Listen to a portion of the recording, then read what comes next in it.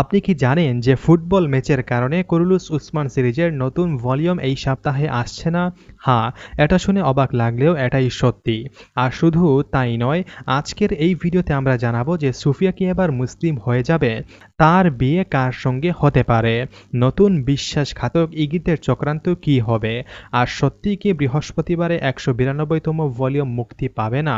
তো ভিডিওটি শুরু করার আগে একটা লাইক দিয়ে পাশে থেকে যান, কারণ আজকের আলোচনা হতে যাচ্ছে ভীষণ গুরুত্বপূর্ণ ও রহস্যময়। চলুন আগে জানি নতুন ভলিউম কেন আসছে না এই সপ্তাহে।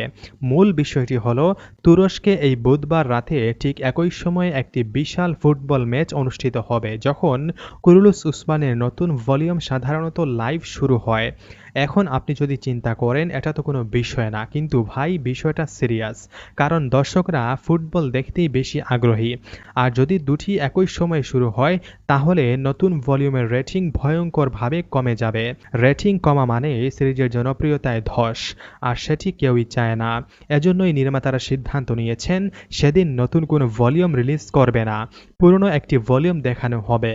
আর আমাদের আশা ১৯২তম ভলিউমের প্রথম ট্রেইলার প্রকাশ পাবে আগামী বুধবার রাতে।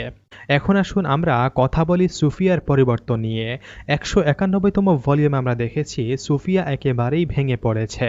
তার দুর্গ নেই, নেই কোনো সৈন্য, এমনকি ক্লাদিউসও তার উপর আস্থা হারিয়ে ফেলেছে।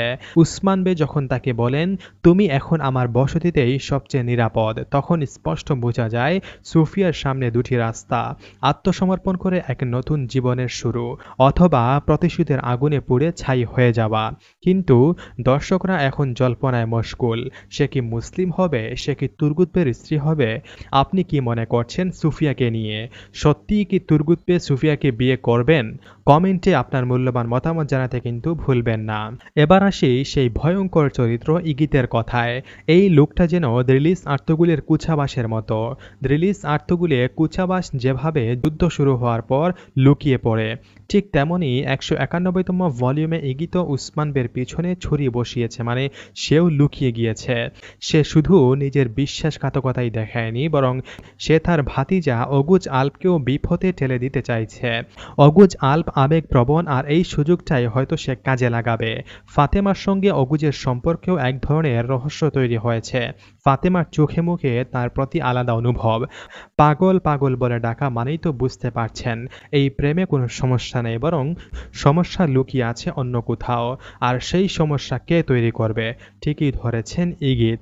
সে এই সম্পর্কেও বিষ ঢালবে বাইন্দিরবের মতো, তবে সে সফল হতে পারবে না। তো আজকের এই ভিডিওটি এখানেই শেষ করছি। তো আপনি কি ভাবছেন সুফিয়ার ব্যাপারে? আর অগুজ আল্পের সাথে কি ফাতেমা খাতুনের ভালোবাসা মানে প্রেম ভালোবাসা হবে? আপনি কি ভাবছেন তাদের ব্যাপারে? কমেন্টে আপনার মূল্যবান মতামত জানাতে কিন্তু ভুলবেন না, এবং আপনি কোন জায়গা থেকে এই ভিডিওটি দেখেছেন অবশ্যই কমেন্ট করে জানাবেন। কথা হচ্ছে নতুন কোনো ভিডিওতে।